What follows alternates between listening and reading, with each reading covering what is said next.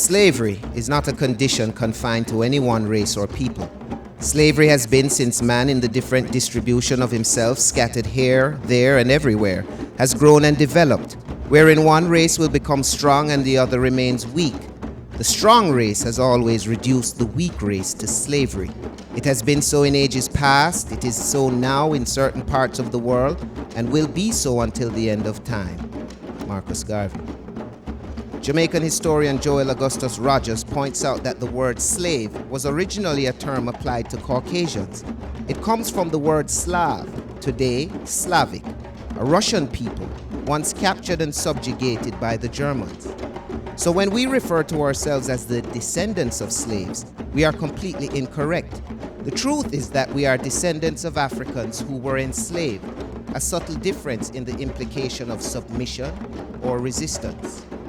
While we know that some Africans were compliant in the African slave trade, too often the tales of the thousands of others who attacked, defeated, and resisted the trade are unsung. We must canonize our own saints, create our own martyrs, and elevate to positions of fame and honor black men and women who have made their distinct contribution to our racial history. Marcus Garvey. The first Negro revolt in the New World occurred at Santo Domingo in Hispaniola on December 6, 1522. The Africans who had recently been enslaved attacked Don Diego, the son of Christopher Columbus, killing his men and wounding many others. Diego Columbus narrowly escaped with his life. This issued in an era of resistance, not often popularized by historians. By the 1600s, many Africans who had liberated themselves formed themselves into guerrilla communities, waging war against slavery in the Caribbean and the Americas. The Spanish called them wild, Cimarron. The English translated this as Maroons, and by 1738 would sue for peace with Nana, her brothers Kojo, Akompong, and Kwao, leaders of the Windward and Leeward Maroons of Jamaica. The Portuguese called them Quilombos in Brazil, of whom Zumbi dos Palmares was most popular. The Dutch had to contend with the Juca in Suriname. And by 1804, Boukman, Toussaint, and Dessalines had led the Negroes of Saint Dominique to declare Haiti the first black republic in the West. In 1831, Nat Turner led the most dreaded slave revolt in the United States of America. In 1834, an enslaved African woman named Carlota led a revolt that lasted for over a year in Cuba. And they were not alone.